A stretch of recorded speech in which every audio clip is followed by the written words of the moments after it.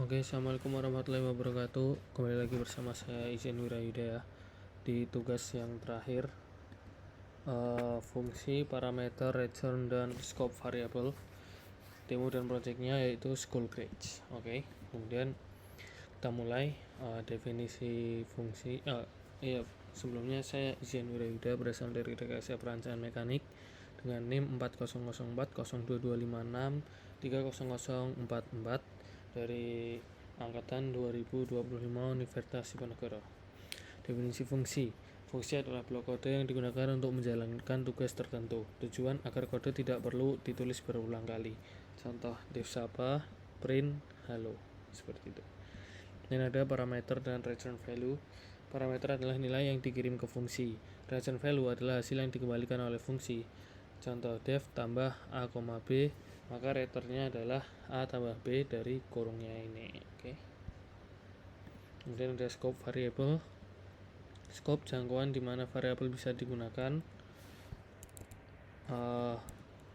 Global bisa digunakan di semua bagian program. Lokal hanya berlaku di dalam fungsi. Contoh x sama dengan 10, def ubah x sama dengan 5. Seperti itu. Dan untuk flowchart fungsinya, struktur umum flowchart fungsi 1 mulai, 2 input parameter, 3 proses atau perhitungan, 4 return nilai, dan 5 selesai. Oke.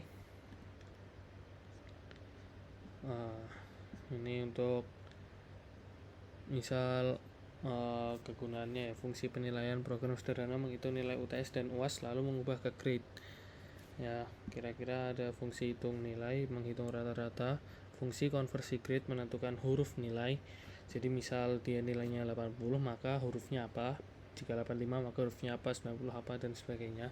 Kemudian ada validasi input dan output, akhir ditampilkan ke pengguna. Kemudian proses school grades, program menghitung nilai akhir beberapa siswa dengan fungsi hitung nilai UTS UAS tugas, konversi grade, nilai input data.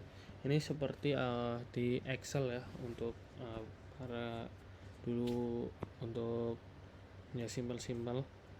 Dan ada kesimpulannya, fungsi membantu kode lebih rapi dan efisien. Parameter dan return digunakan untuk komunikasi antar fungsi.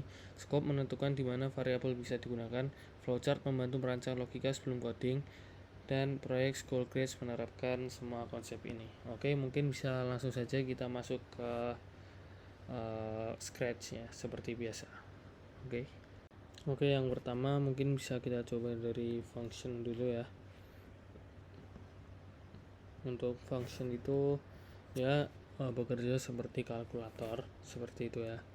Misal di sini welcome to the calculator, provide two numbers, dan an operation type. Misal kita punya 88 dan berapa guys, 80. Operation type 1 for addition untuk tambah, 2 untuk kurang, 3 untuk kali, 4 untuk bagi, seperti itu ya. Mungkin 3. Nah, itu adalah dari activity 7 dari kalkulatornya. Seperti ini, simple sekali ya. Ini ada blok-bloknya di sini, dan kita akan masuk ke untuk yang project dari school grade ya. Nah, seperti biasa, jika ini dipencet events, hijau-hijau diklik ya bendera, maka programnya dimulai. Kemudian kita bisa get grade from user, kita masukin nilai, kita input di sini. Jika dia masukinnya sama dengan 0 maka you have not given any grade, jadi harus positif, seperti itu. Say join, you have given length of grades. Nah, jadi kamu udah dikasih nilainya itu berapa yang dimasukin, seperti itu. Kemudian bisa, ini dia compute list minimum ya, seperti di Excel ya. Ini ada minimum, ada maksimum, ada average atau rata-rata, seperti itu. Kemudian kita bisa set maksimum to item 1 of grades, dan jika ini bisa diulang terus menerus ya. If item index of grades lebih dari maksimum, jika indeksnya lebih dari maksimum yang ada di sini, maka set maksimum to item index of grade, seperti itu. Mungkin bisa kita langsung coba aja di sini ya. Sini mah.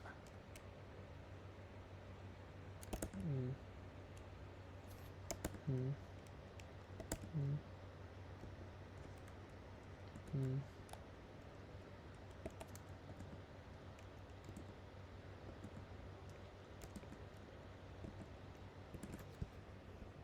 Mungkin gini ya.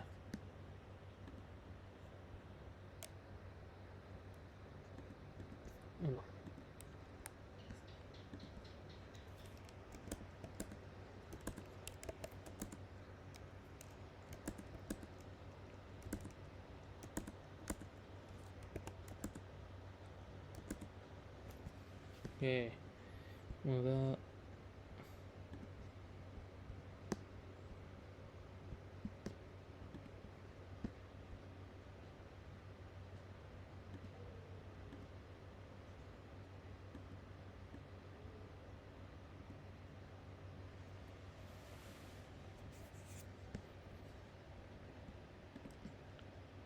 mungkin itu dari scratchnya. Jadi intinya ini kegunaannya itu seperti kalkulator gitu guys ya. Ini agak susah untuk ditiru karena memang bloknya sangat-sangat banyak. Jadi kita akan masuk aja ke Python dan kita akan langsung coba di Python. Lagi-lagi saya tidak menggunakan Replit, tapi saya menggunakan online Python compiler ya dari Programmis seperti itu. Mungkin bisa langsung kita coba saja. Lagi-lagi di sini saya sudah ada code-nya ya. Ini tinggal run, tapi saya akan tetap jelaskan di sini kegunaannya dari setiap code ini apa, seperti itu ya.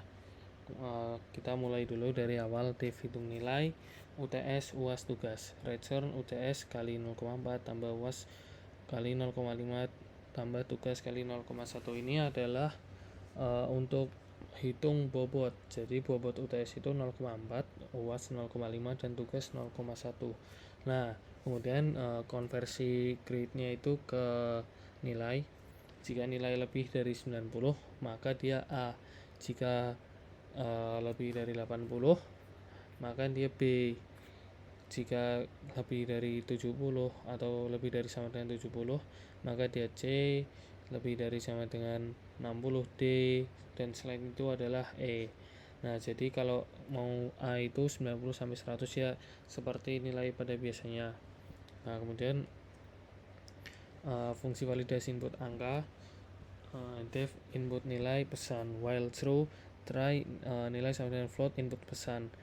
Nah, di sini kalau misalnya benar maka if 0 kurang dari sama dengan nilai kurang dari sama dengan 100, return nilai.